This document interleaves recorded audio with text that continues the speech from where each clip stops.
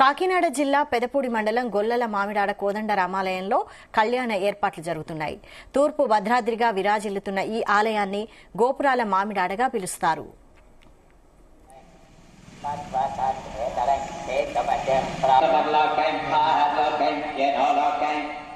తూర్పున 180, పశ్చిమాన 200 అడుగుల ఎత్తులో గోపురాలున్నాయి. ఇంత ఎత్తైన గోపురాలు 2 తెలుగు రాష్ట్రాల్లో ఎక్కడా లేవు. అందుకే గోపురాల మామిడాడ అని పిలుస్తుంటారు. ఇక్కడ సీతారాములకు భద్రాద్రి తరహాలో కళ్యాణం శ్రీరామనవమికి నిర్వహిస్తారు.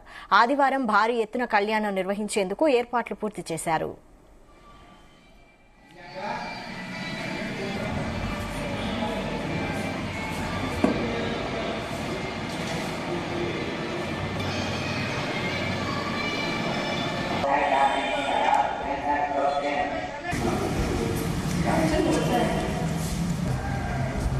తూర్పు భద్రాద్రిగా పేరొందిన గొల్లల మామిడాడ రామాలయంలో అన్ని ప్రత్యేకతలే.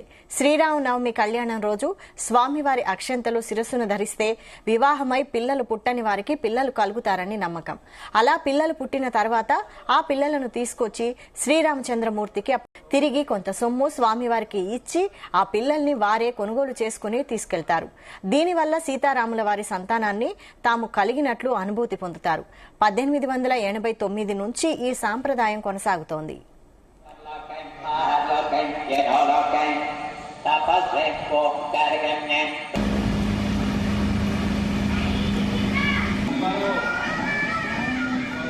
ఇవాళ కళ్యాణోత్సవాలకు శ్రీకారం చుట్టారు. రేపు మధ్యాహ్నం అంగరంగ వైభవంగా కళ్యాణం జరగనుంది. తొలుత ఆలయ వంశ పారంపర్య ధర్మకర్త దంపతులు పట్టు వస్త్రాలు, ముత్యాల తలంబ్రాలు ఇస్తారు.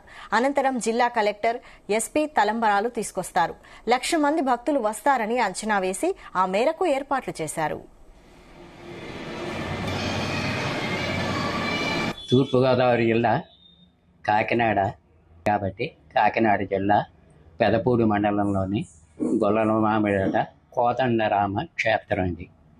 ఇది కోరికలు తీర్చే కోదండరాముడిగా ఎంతో ప్రసిద్ధి చెందింది.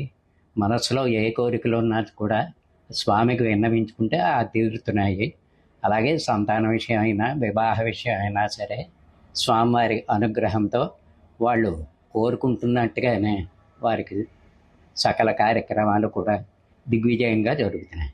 పూర్వం ఇది 1889 నుంచి ఇక్కడ స్వామి ఉన్నారు. 1934లో మళ్ళీ రీప్రతిష్ఠ చేసి స్వామి విగ్రహాలు రామచంద్రమూర్తి, సీతాదేవి, లక్ష్మణస్వామి, ఆంజనేయ స్వామితో ప్రతిష్ఠ చేసి ఉన్నారు. తూర్పు గోపురం వచ్చి 160 అడుగుల ఎత్తులో ఉందండి. రెండో గోపురం పశ్చిమ గోపురం, ఇది 200 అడుగుల ఎత్తులో ఉంది. దీని మధ్యన శిఖర దర్శనం అంటే మన మధ్యలో ఫ్లోర్ లో 3 ప్రదర్శనలు చేసుకుంటే మీరు అనుకున్న కోరికలన్నీ నెరవేరుతాయి.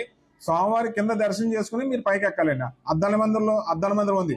ఇది అద్దాల మందిరంలో కూడా దండం పెట్టుకుంటే భార్యాభర్తలు అన్యోన్య దాంపత్యంగా ఉంటారని ప్రతీతి. ఎందుకంటే కళ్యాణం అయిన 5వ రోజుని స్వామివారికి ఇక్కడ పావులింపు సేవ చేస్తారండి, అంటే ఉయ్యాల సేవ.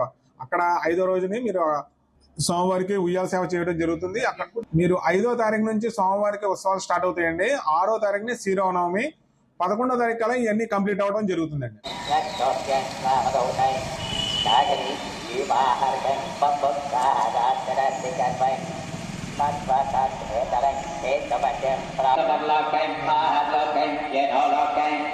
Tapos